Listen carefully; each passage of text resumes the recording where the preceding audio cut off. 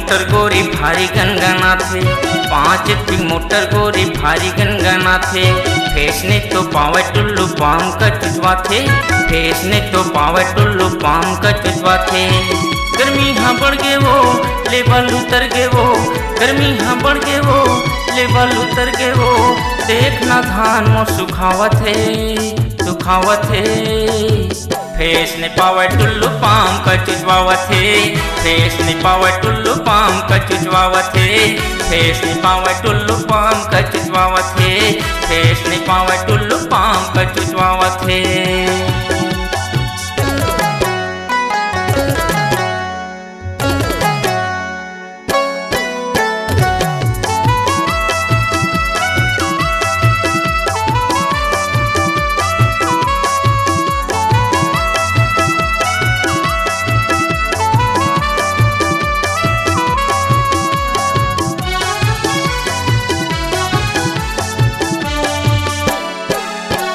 साढ़े 300 फीट गोरी बोर वो करवायूं, पानी नहीं निकलते में से तेरी ला बुलवायूं।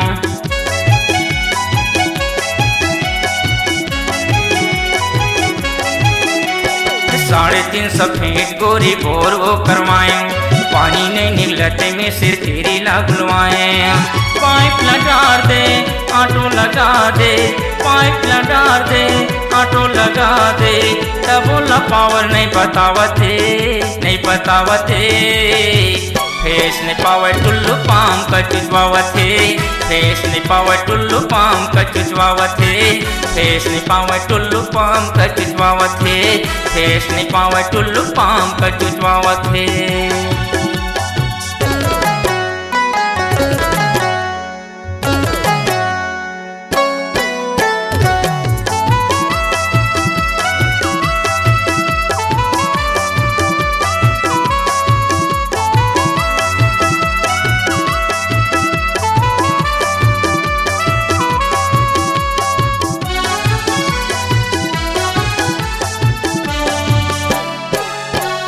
तीनों भाई मिलके 16-10 फार्मा लगवाए, कर्जा पूरी करके वो टीसी कटवाए।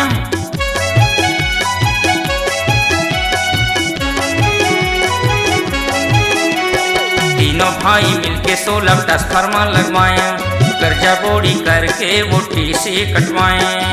कटिया जलावत है कटको चलावत है, कटिया जलावत है कटको चलावत है। तबे तो पावर नहीं बतावत है नहीं बतावत है।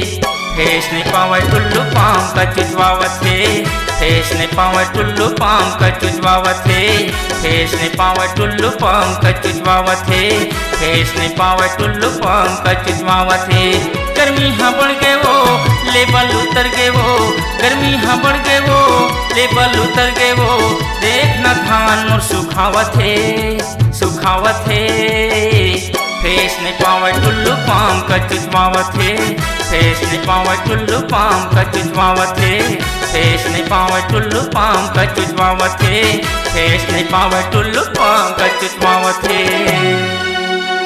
नमस्कार दोस्तों, नए नए छत्तीसगढ़ी गाने सुनने और देखने के लिए हमारी वीणा म्यूजिक को सब्सक्राइब करें और बेल आइकॉन के बटन को क्लिक करें।